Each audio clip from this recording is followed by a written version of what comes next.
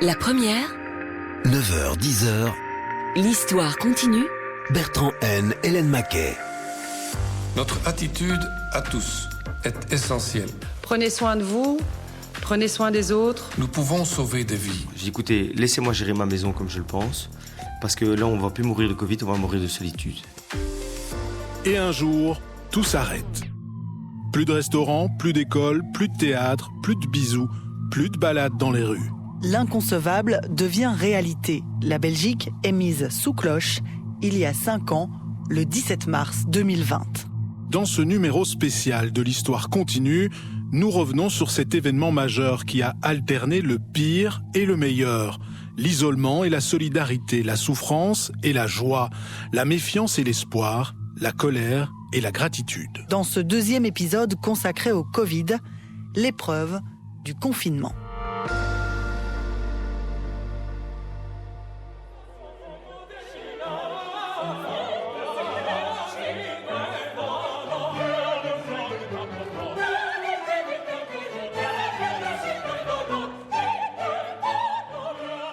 Mars 2020. Les dernières notes de Cosi fan tutte inondent la grande salle de l'Opéra de la Monnaie à Bruxelles. Sous le plafond or et azur, installés dans les travées de velours rouge ou le long des étages de balcons, 1000 spectateurs assistent à la représentation.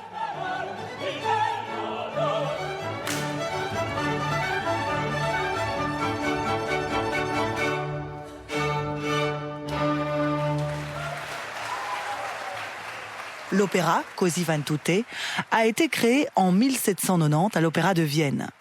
Mais le 20 février de cette année-là, l'empereur Joseph II meurt. L'Autriche est en deuil, les théâtres sont fermés. L'opéra de Mozart tombe largement dans l'oubli et n'est plus que rarement joué avant le milieu du XXe siècle. L'histoire, décidément, est obstinée. 230 ans plus tard, à Bruxelles, le rideau va une nouvelle fois tomber sur l'opéra Cosi fan tutte.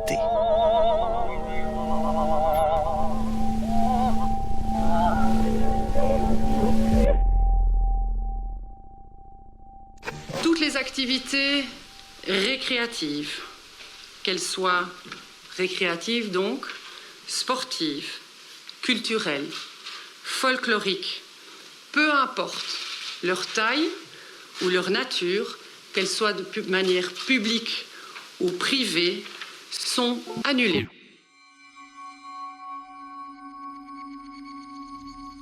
Il y a une semaine, la ministre de la Santé, Maggie De Block, tentait encore de rassurer au Parlement.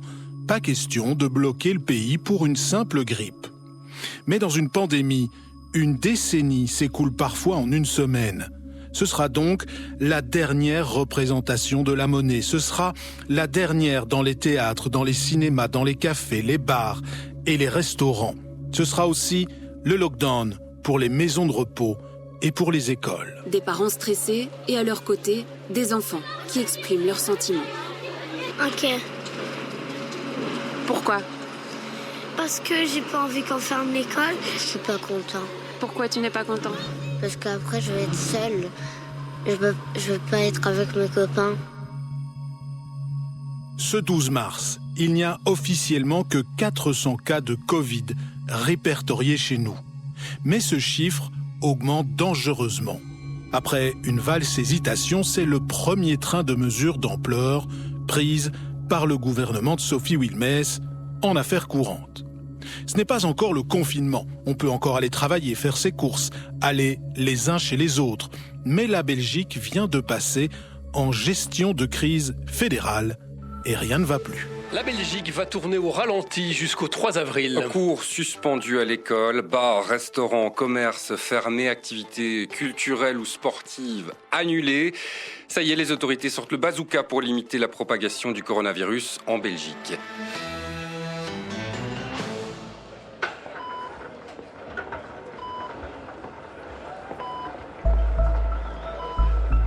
Aucune des mesures décidées jusqu'ici n'ont permis d'éviter la progression de la pandémie.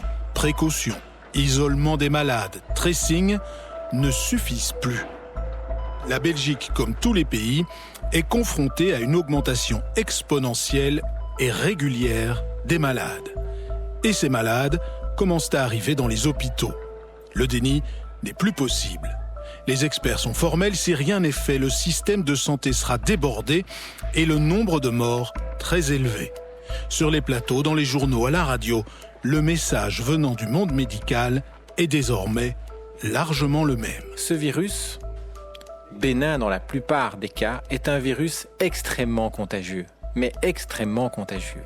Donc il va y avoir un très grand nombre de personnes touchées. Il n'est pas difficile de comprendre qu'un petit pourcentage de cette population énorme représente déjà un énorme chiffre, un gros chiffre. Et si ce petit pourcentage de la population qui va aller mal, voire très mal, arrive en même temps aux urgences, c'est à ce moment-là que les hôpitaux seront saturés. Et donc les gens doivent absolument se rendre compte que ce virus qu'on ne voit pas, il n'est pas palpable, il est complètement invisible, se promène en fait partout. N'importe lequel d'entre nous en est peut-être porteur. Et donc faire des fêtes, se rencontrer, se voir alors qu'on n'en a pas besoin, c'est prendre un risque majeur d'augmenter encore le chiffre de gens touchés. Et donc d'augmenter le chiffre de gens qui vont aller mal. Et donc de faire en sorte que les hôpitaux à un moment donné soient saturés. Alors je termine en vous disant qu'un hôpital saturé, mais que vous soyez jeune ou vieux, si vous arrivez à l'hôpital et qu'il n'y a plus de respirateur, vous avez beaucoup de chances de mourir. Alors il faut fermer. Et pour certains, profiter une dernière fois du plaisir d'être ensemble et de faire la fête. Vendredi 13 mars, à minuit, les bars ferment dans une certaine insouciance. Dans les quartiers nocturnes de la capitale, la police est là pour faire appliquer la mesure. Bienvenue dans une nouvelle réalité. 3, 2, 1, c'est un décompte qui marque une situation inédite, une décision dont ces jeunes se souviendront. Il est minuit pile la nuit dernière, ce bar ixellois ferme ses portes jusqu'au 3 avril. C'est quelque chose d'assez triste quand même, mais bon, les mesures sont les mesures. C'est super bizarre, on n'a jamais vécu ça. C'est un peu un moment historique je pense, mais on est un peu triste de partir. À partir de demain c'est fini et ce soir on s'est dit il va y avoir des contacts et tout. Il y a moyen qu'on ait le corona, mais faut profiter une dernière fois, tant pis, ouais.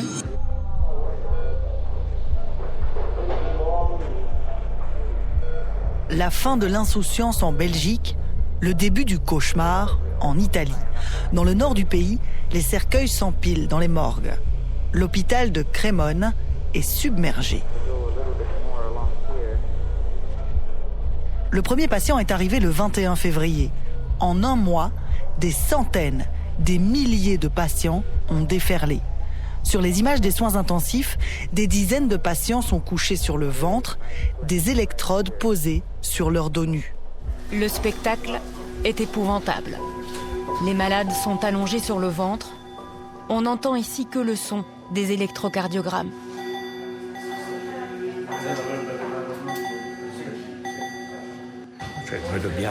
Nous devons endormir les patients et les placer sur le ventre. Cela représente un effort considérable, mais cela ne veut pas dire que cela donne à tous les coups de bons résultats. Sous leur combinaison bleue et leur masque vert, derrière leur visière de plastique, les soignants italiens épuisés racontent leur détresse. Ce qui me frappe, c'est que nous sommes impuissants face à cette situation. Nous sommes habitués à voir des cas graves, des patients en fin de vie, mais une telle avalanche de personnes en danger de mort, nous n'y sommes pas habitués. C'est dur pour tout le monde.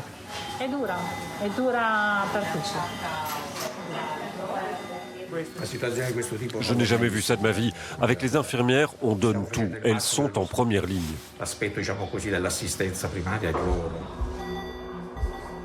Les infirmiers, les infirmières, les médecins, à l'hôpital de Crémone, en ce milieu du mois de mars, on cherche un peu d'espoir. Malheureusement, aucun de nos patients ne s'en est sorti jusqu'ici. Nous avons besoin d'avoir un patient à qui on peut enlever ce tube. Un patient qui va mieux, parce que sinon, on ne pourra plus continuer.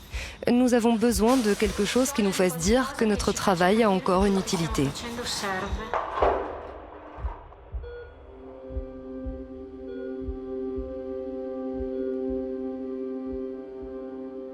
Les informations venues d'Italie donnent des visages à une pandémie qui jusqu'ici n'a fait qu'une dizaine de morts chez nous. Mais le week-end du 15 mars, les gouvernements du pays se parlent. C'est là que tout bascule. Le message des experts est formel. Les mesures qui viennent d'être prises ne suffiront pas. La fermeture des lieux de rassemblement, les écoles, les théâtres et restaurants n'est qu'une première étape. Il faut empêcher autant que possible les gens de sortir de chez eux. L'inimaginable est alors mis sur la table, le confinement général du pays. Parmi les ministres, certains sont convaincus, d'autres toujours pas. Et puis, il y a des milliers de détails à régler dans un pays compliqué. Christy Moréal, ministre wallonne de la Santé, se souvient de ce week-end, 5 ans après. Je dirais que le premier confinement, quand on l'a décidé, on ne pouvait pas encore l'annoncer à la population. On savait qu'on était en phase de décision et qu'on allait l'annoncer le lendemain. Et je me souviens que j'étais à Bruxelles et je voyais les gens attablés, qui prenaient l'apéro sur les terrasses, etc. Et il y avait cette douceur de vivre qui était en énorme contraste avec ce que j'avais comme situation, en me disant mais demain tout va basculer et tout va être vide et on n'imagine pas en fait que le monde peut d'une certaine manière s'arrêter. Se poser des questions fondamentales. Comment est-ce qu'on va collecter les immondices? Comment est-ce qu'on va payer les traitements à distance? Comment est-ce qu'on va transférer les canaux d'internet sécurisés chez les gens pour pouvoir continuer le service au public? Et donc toutes ces questions-là, on a dû en un temps record les prendre. Et en un temps record, les décisions vont pourtant tomber. La crise politique qui a plongé le pays en affaires courantes depuis 9 mois est suspendue. Le gouvernement de la libérale Sophie Wilmès, en affaires courantes, obtient le soutien des partis d'opposition pour gouverner. Elle obtient en plus des pouvoirs spéciaux. Le lundi 16 mars, le seuil de 1000 malades détectés est atteint et le roi prend la parole. Notre attitude à tous est essentielle. Nous pouvons sauver des vies. Les gestes spontanés de générosité et de solidarité qui se sont multipliés ces derniers jours me font chaud au cœur. Je les encourage. Chacun d'entre nous a un rôle à jouer pour surmonter cette crise. Je suis confiant que nous sortirons grandis de cette épreuve. Quasiment au même moment, à la télévision française, un autre chef d'État prend la parole et son discours est beaucoup plus martial. Nous sommes en guerre. Dans son bureau doré, devant un drapeau français et européen, Emmanuel Macron annonce le confinement de son pays et affirme, ni plus ni moins, que la France est en guerre. En guerre sanitaire, certes. Nous ne luttons ni contre une armée, ni contre une autre nation. Mais l'ennemi est là, invisible, insaisissable, qui progresse. Et cela requiert notre mobilisation générale. Nous sommes en guerre. Toute l'action du gouvernement et du Parlement doit être désormais tournée vers le combat contre l'épidémie. De jour comme de nuit, rien ne doit nous en divertir. Le lendemain matin, en Belgique, on s'apprête à prendre les mêmes décisions. En coulisses, tout s'accélère encore. La journée du mardi 17 mars est décisive. Sophie Wilmès lit sa déclaration de politique générale devant un parlement vide, où ne sont présents que quelques chefs de groupe. Dans l'heure, le Conseil national de sécurité se réunit avec les représentants des régions. Une conférence de presse est prévue. Les télévisions, radios, sites web du pays organisent des directs et des émissions spéciales. Et là, une longue attente commence. Les médias comblent comme ils peuvent, le temps passe, et à 19h43, l'information tombe. Il faudra toujours garder des vols. On vous interrompt, Alison, on vous interrompt. On interrompt votre direct depuis l'aéroport de Bruxelles. Thomas, l'information vient de tomber. Vous nous la communiquez. Voilà, la Belgique va basculer en confinement demain à 12h, sauf les déplacements nécessaires comme les banques, le travail. Si le télétravail n'est pas possible, les courses, l'essence, les soins essentiels. On se dirige donc vers des mesures comme en France. La Belgique va se refermer en conditionnement strict. La mobilité va être réduite, l'activité économique va être réduite. Je rappelle, c'est pour demain midi, mais on attend les modalités pour éventuellement aussi les justificatifs qu'il faudra prouver. Tout ça, tous ces détails vont arriver dans les quelques minutes. Dans quelques minutes, Thomas, pour la suite des événements, normalement, il y a une conférence de presse qui va se tenir avec la Première ministre Sophie Wilmès.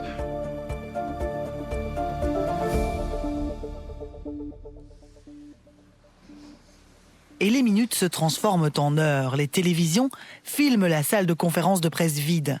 La grande table gris clair sur laquelle trônent des petites bouteilles d'eau, les fauteuils qui attendent, les tiges des micros tendus dans le vide. À l'arrière-plan, court une fine ligne jaune qui vient souligner le mot « Belgique » dans les 3 langues nationales. À 20h30, Sophie Wilmès apparaît. Entourée des 5 ministres présidents des entités fédérées, elle prend la parole, un peu essoufflée. Bonjour à toutes et à tous. Goedenavond iedereen. Bedankt om hier aanwezig te zijn. Ik wil eerst de journalisten die hier aanwezig zijn bedanken voor hun begrip. Puis, elle annonce la décision du Conseil national de sécurité. Les citoyens sont tenus de rester chez eux afin d'éviter un maximum de contacts en dehors de leurs familles proches, sauf pour se rendre au travail, sauf pour les déplacements indispensables, aller chez le médecin, au magasin d'alimentation, à la poste, à la banque, à la pharmacie, pour prendre de l'essence ou aider des personnes dans le besoin. L'activité en plein air est autorisée et même recommandée, et elle peut s'exercer strictement avec un membre de la famille vivant sous le même toit ou un ami. Il est important de conserver une distance raisonnable entre les individus. Et tous les rassemblements sont interdits. Ce soir-là, Sophie Wilmès devient le visage de la crise du Covid en Belgique. Son ton, moins martial que celui d'Emmanuel Macron, a manifestement convaincu de nombreuses et de nombreux Belges. C'est essentiel dans ces moments de difficulté que ce qu'on appelle la distanciation sociale ne soit pas synonyme de coupure sociale, mais seulement d'éloignement physique de manière temporaire, même si je sais que c'est très difficile. Prenez soin de vous, prenez soin des autres.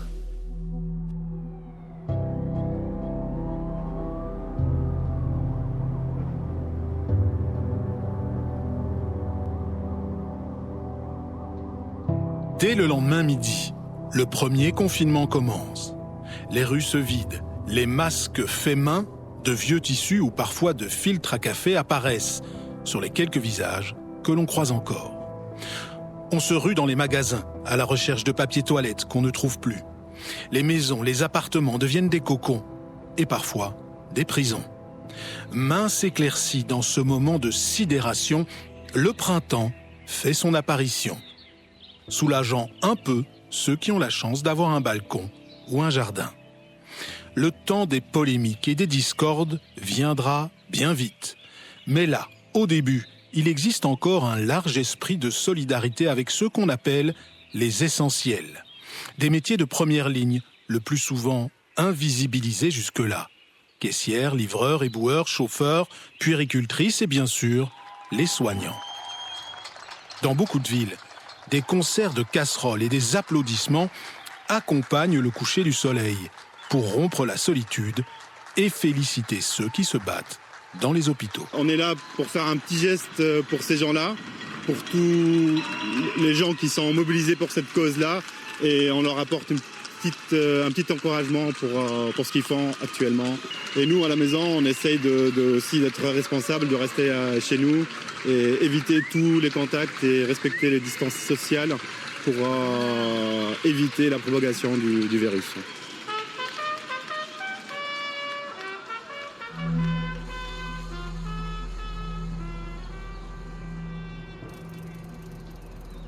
Dans cette société mise sous cloche, la vague du Covid n'est qu'à son début. Ce 18 mars, il y a 25 morts. Le pic de l'épidémie ne sera atteint qu'un mois plus tard, le 8 avril. Ce jour-là, plus de 324 personnes perdent la vie. Mais dans les maisons de repos, la vague a déjà déferlé, et le plus souvent, puisque les visites sont interdites, dans une certaine indifférence. Certains patients ne sont plus amenés à l'hôpital, trop vieux, trop lourds à soigner. Faute de place, ils meurent dans les maisons de repos. Pour désengorger les hôpitaux, de plus en plus, les maisons de repos sont priées de garder les malades chez elles, sans matériel pour les soigner. Si le résident a besoin d'une quantité importante d'oxygène, non, on ne pourra pas le fournir. Nous, on a des oxyconcentrateurs dans la maison qui peuvent monter jusqu'à 5 litres. Maintenant, on a entendu que certains patients en coronavirus avaient besoin de 9 litres, 10 litres. Ça, très clairement, nous, on ne pourra pas l'apporter. Alors est-on en train de sacrifier nos aînés les plus fragiles ? C'est ce que redoute cette résidente. Mais ce que moi, je ne suis pas d'accord, c'est qu'on les laisse mourir, au fond. Parce qu'ils n'ont plus assez de médicaments. Donc, ils ont l'air de dire qu'ils sélectionnent et les personnes où il n'y a plus beaucoup d'espoir, ils ne s'en occupent plus. Pour ces personnes-là, ça doit être terrible. Et se sentir abandonnées, elles ont l'impression d'être abandonnées alors qu'elles ne le sont pas. Le fait de devoir tergiverser pour envoyer une personne ou non à l'hôpital, c'est quelque chose de totalement inédit. Ça, c'est vrai, j'ai jamais vécu ça dans ma carrière. J'espère ne jamais le revivre par la suite, mais c'est vraiment une situation inédite à laquelle on n'était pas préparé. Non. Le plus dur, c'est que les patients malades peuvent à peine dire au revoir à leurs proches. L'isolement n'épargne même pas la mort. S'il lui arrive quelque chose, on ne peut même pas venir le voir, quoi. Ça, c'est affreux, quoi. Malade, et même en fin de vie et tout, c'est terrible de se dire qu'on ne pourra même pas être là, quoi, et l'assister. Presque aussi dévastateur que le coronavirus, il y a ce qu'on appelle le syndrome de glissement, qui vient lui aussi insidieusement décimer les maisons de repos. Certains résidents ne se nourrissent plus, ils perdent le goût de vivre. Mais je crois que c'est plutôt le mot survivre qu'il faut utiliser, parce que c'est pas facile. On a l'impression qu'on ne voit plus personne, qu'on n'a plus personne à aimer, c'est ça. On se démoralise, il faut dire. Oui. Les maisons de repos sont les premières à encaisser la vague du Covid. À l'image de la société belge, le secteur ne s'était pas préparé à une telle pandémie. La ministre wallonne de la Santé, Christy Moréal, voit arriver tous les jours sur son bureau la liste du nombre de morts. Comme nous étions chacun, on devait rester chez soi, et donc la seule manière que j'avais de pouvoir rentrer en contact avec les maisons de repos, chaque jour, j'avais un moment qui était sans doute le plus douloureux, c'était d'avoir le bilan, le monitoring de la situation, et cette colonne où il y avait le nombre de décès. Et c'est quelque chose auquel on n'est pas prêt, en fait. Quand on est ministre de la Santé, on n'imagine pas une seconde avoir un jour à traiter 50 morts par jour. Parce qu'on veut la vie et la santé des gens. Et en fait, on se rend compte que cette crise, elle amène la mort avec très peu de prise sur la manière dont le fait de fermer les maisons de repos n'a pas immunisé totalement la maladie, elle a protégé, mais j'appelais, je disais 8 à 10 directions par jour pour avoir des contacts avec, d'abord parce que les directions étaient très seules, les médecins peinaient, surtout dans la première vague de Covid, ne voulaient pas venir dans les maisons de repos, disaient écoutez, moi je suis assigné à rester chez moi, et donc se retrouvaient seuls, les directions et les aides-soignantes qui étaient dans les maisons de repos, face à la mort, face à la détresse, face à des personnes qui avaient des problèmes respiratoires aigus. Je me souviens d'un témoignage d'une directrice qui me disait avec beaucoup d'émotion, « Madame la ministre, ce sont comme des poissons hors de l'eau ». Le secteur des maisons de repos, l'hôpital aussi, doivent faire face avec les moyens du bord. Vaille que vaille et coûte que coûte. On manque de tout, de blouses, de lunettes, de tests, d'oxygène et surtout de masques. Alors, la ministre de la Santé, Maggie De Blok, est pointée du doigt par de nombreux professionnels de santé. C'est vrai que nous avons peur. Nous n'avons pas tout l'équipement voulu de protection maximale. Nous ne l'avons pas. Madame la ministre, écoutez-nous pour une fois. Essayez de nous écouter, mais de nous entendre surtout. Il y a beaucoup de sentiments de mépris de votre part. Essayez de nous considérer en tant que professionnels et des collègues.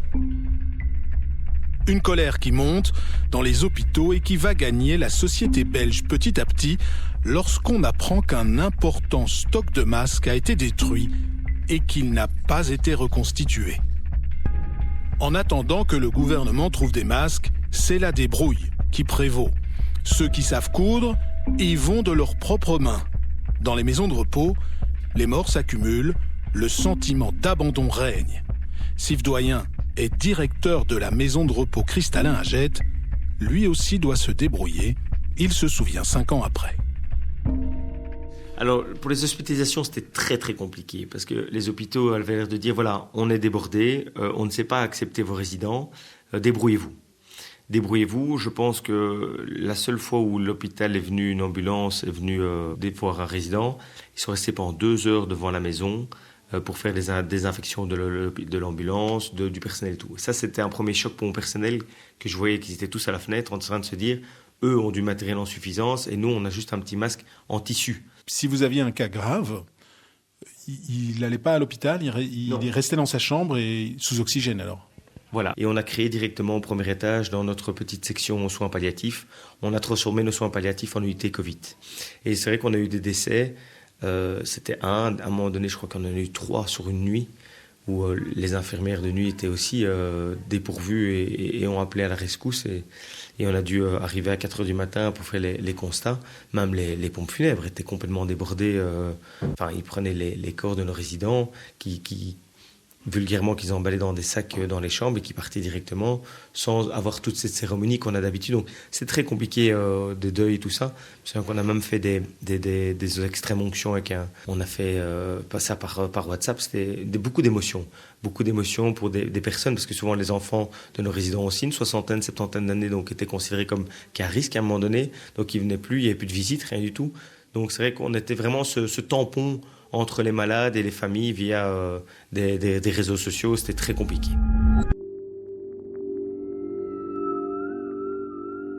Une extrême onction par WhatsApp, une mort privée de ses proches et puis, le plus souvent, des funérailles minimales. Petit nombre, masques, distance de sécurité. Pour les familles, c'est souvent l'aspect le plus cruel et le plus douloureux de cette crise. Juan a perdu son père ce printemps-là. Il a témoigné 1 an plus tard, dans l'émission Transversale.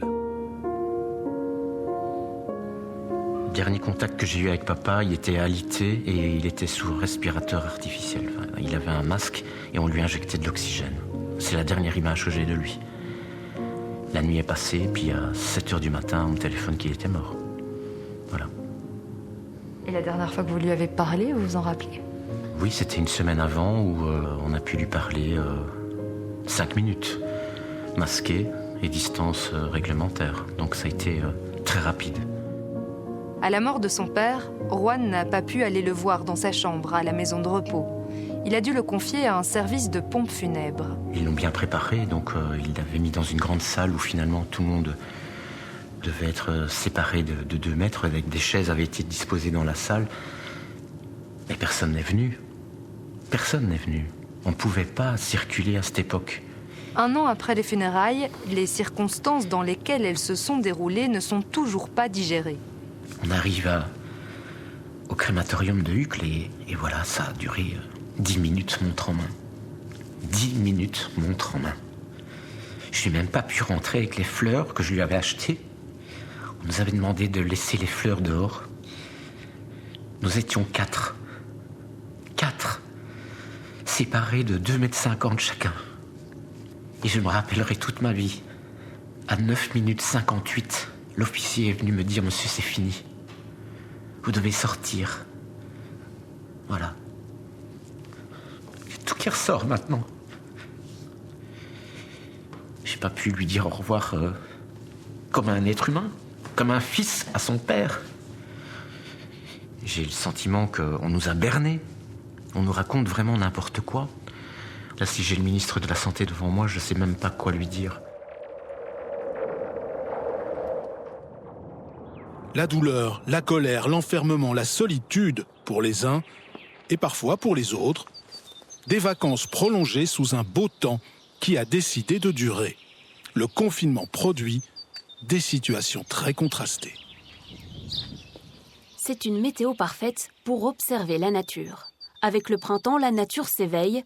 Jean-Yves en profite pour scruter son jardin.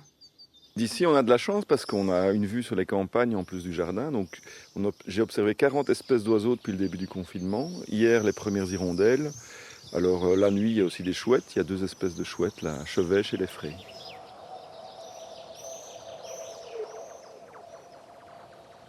L'épidémiologiste Marius Gilbert se souvient 5 ans après. C'est comme s'il y avait 2 mondes, si vous voulez, qui tout d'un coup se sont découplés. Vous aviez d'un côté le monde des hôpitaux et des maisons de repos, dans lequel c'était une situation absolument dramatique et terrible. Et vous aviez d'autre part la vie de tout un chacun qui était chez soi, il faisait beau, les fenêtres ouvertes, avec un sentiment de déconnexion entre 2 mondes, si vous voulez. Donc on a écrit un article scientifique qu'on appelait « A World Apart », un monde à part, pour décrire ce qui s'est passé dans la maison de repos. Et il y avait aussi 2 mondes, même par après, on en reparlera, où avec d'une part des gens qui travaillaient d'arrache-pied, parce qu'ils étaient parce qu'il y avait une mission, les journalistes, certains journalistes, nous, des experts, des gens dans le monde médical, dans tous les cabinets, etc. Et puis plein de gens qui ne faisaient rien.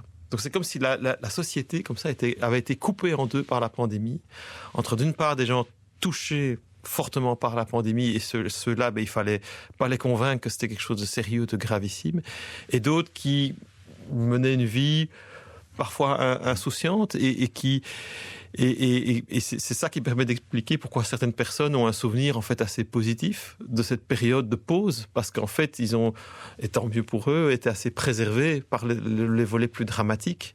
Donc c'est vraiment une pandémie qui a divisé comme ça très fort la société en 2. Après la relative unité de l'annonce du confinement, les divisions apparaissent en effet au grand jour.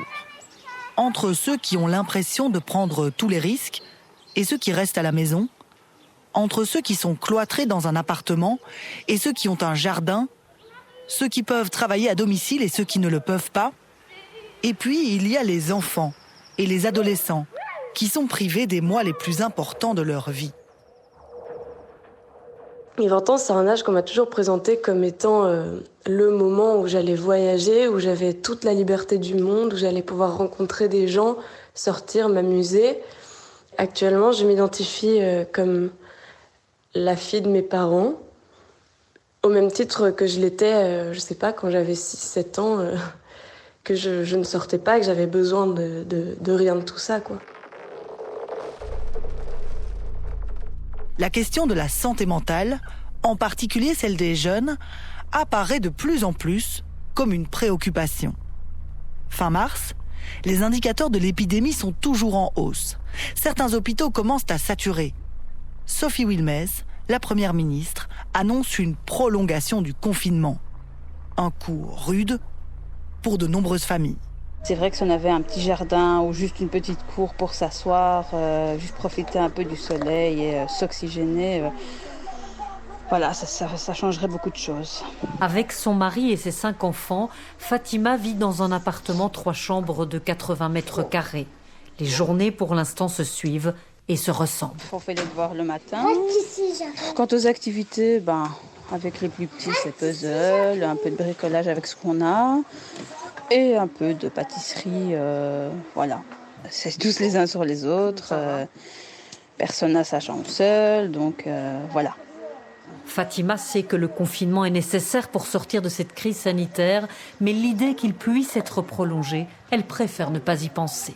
Oh là là, non quoi.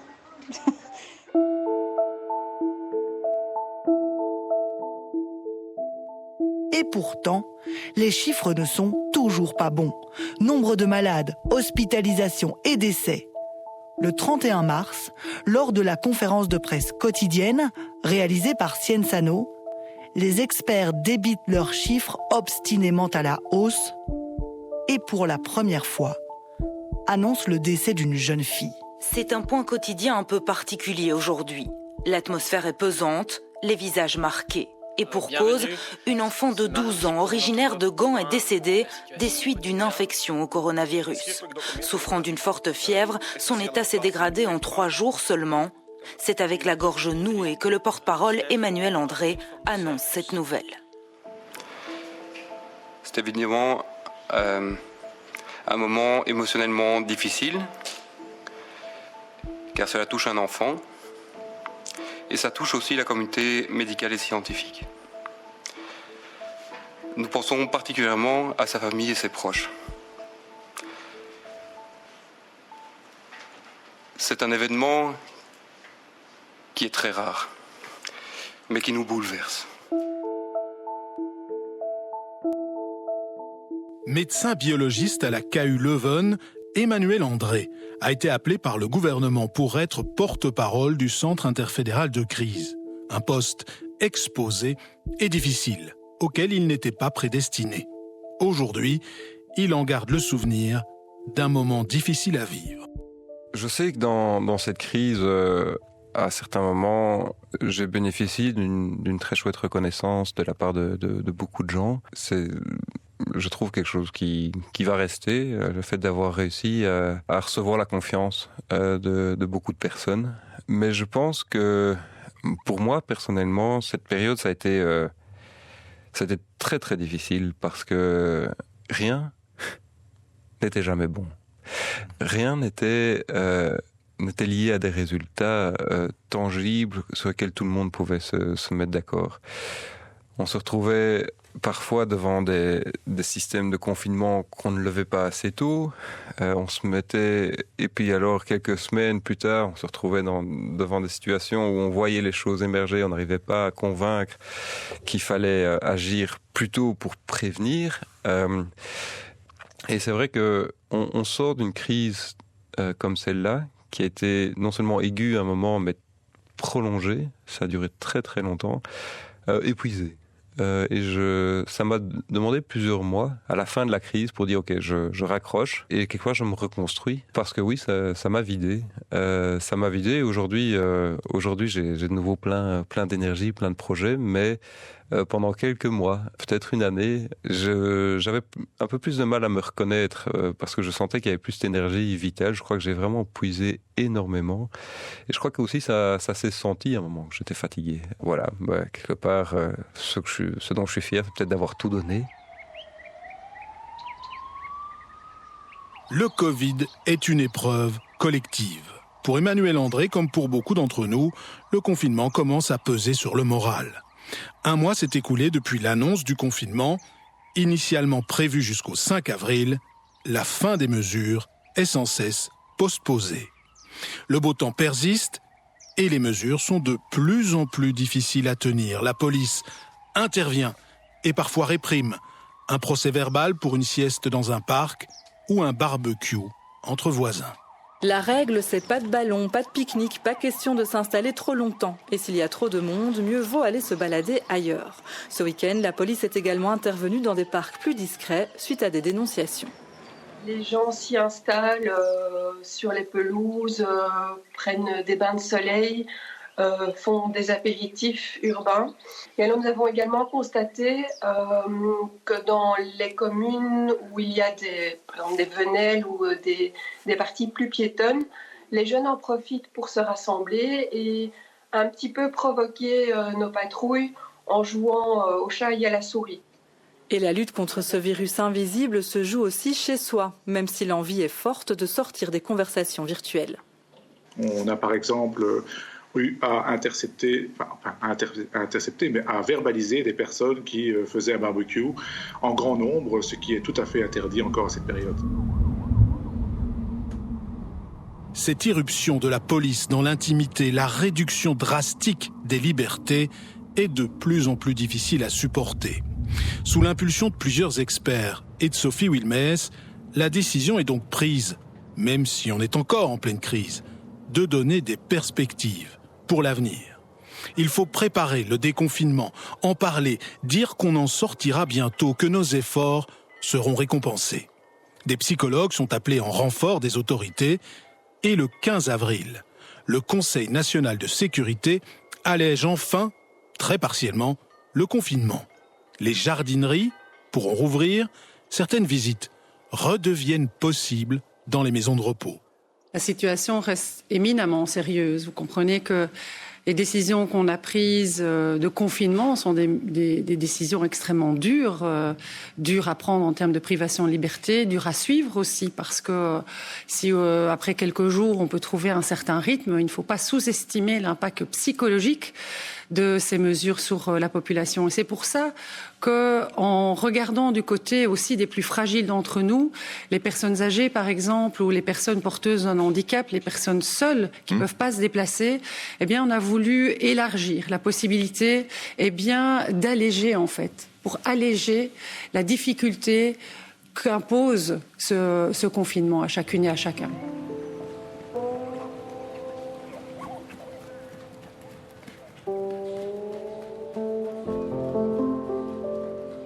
Quelques allègements, mais le confinement reste strict. Il faut attendre le 22 avril pour que les premiers chiffres encourageants tombent enfin. Il semble bien que la courbe des hospitalisations soit partie à la baisse. Ce sont des chiffres encourageants. Je parle des bilans des hospitalisations. Regardez plutôt, ces dernières 24 heures, 263 patients sont entrés dans les hôpitaux et 432 en sont sortis. Il reste 4765 personnes hospitalisées. Et parmi elles, 1020 nécessitent une prise en charge en soins intensifs.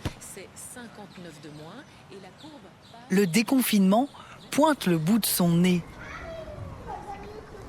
Les enfants retrouvent petit à petit l'école et les amis. Les adultes, leur travail et leurs collègues.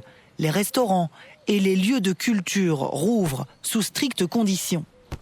Il faut s'habituer aux masques, devenus obligatoires dans la plupart des lieux publics, aux consignes de distanciation sociale, de jauge de présence et de ventilation dans les lieux fermés, ainsi qu'à l'interdiction des rassemblements. Mais la vie reprend, malgré tout, sous contrôle. Premières à fermer, les maisons de repos sont les dernières à rouvrir. Dans sa maison de repos de Jette, Steve Doyen se souvient avec émotion de la réouverture du restaurant. Le lieu central de convivialité dont les résidents étaient privés depuis près de 3 mois. Début juin, donc je me souviens très bien, j'avais encore c'était un lundi, et j'avais eu l'administration, j'écoutais, j'avais eu un suicide, je pense. Une résidente qui s'était suicidée de solitude en prenant des médicaments. Et j'avais dit non, on peut pas continuer comme ça, il faut réouvrir. Je trouve qu'on a fait les efforts qu'il fallait, maintenant il faut pouvoir ouvrir. On avait nos tests, on pouvait vraiment isoler les gens correctement. Et l'administration avait l'air de dire non, nous avons encore des cas positifs. Et j'ai pris sur moi. J'ai dit écoutez, laissez-moi gérer ma maison comme je le pense. Parce que là, on ne va plus mourir de Covid, on va mourir de solitude. Et là, ça va être encore plus grave. Et on a réouvert les restaurants le 6 juin, je pense. C'était ce moment-là que les résidents ont pu se rendre compte, quand ils sont arrivés au restaurant, de toutes les places libres, de tous les décès, de tous les gens qui nous avaient quittés. Et là, c'était un moment en émotion très chargé. Et là, je suis arrivé au milieu du restaurant et je pense que j'ai félicité tout le monde avec le personnel et on a applaudi. On avait donc séparé toutes les tables vraiment pour me prendre un maximum de sécurité en mettant... de déconfiner, mais intelligemment, si je peux dire. Et là, on s'est applaudi pendant 5 bonnes minutes. Des résidents qui se sont levés avec beaucoup de difficultés, des larmes aux yeux.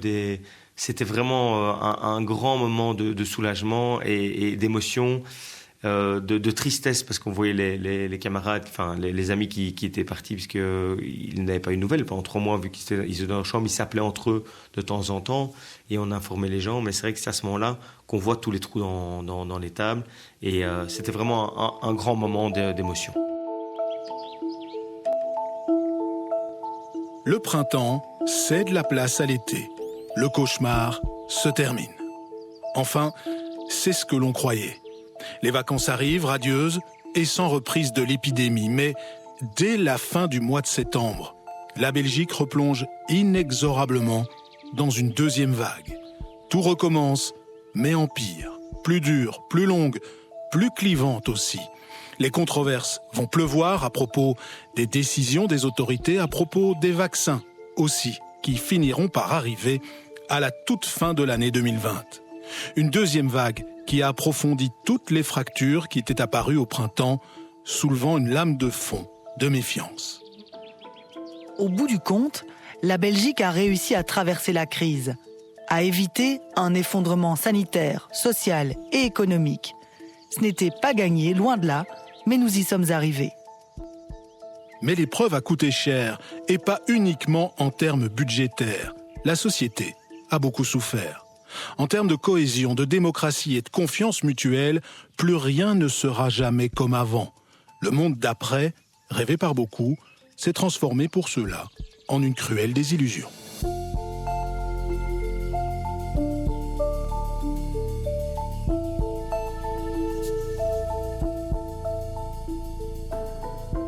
Raconter le passé pour éclairer le présent, c'est ce qu'on fait dans l'Histoire continue. Avec les archives de la Sonuma, une émission réalisée par Jonathan Remy, coordonnée et préparée par Émilie Malice.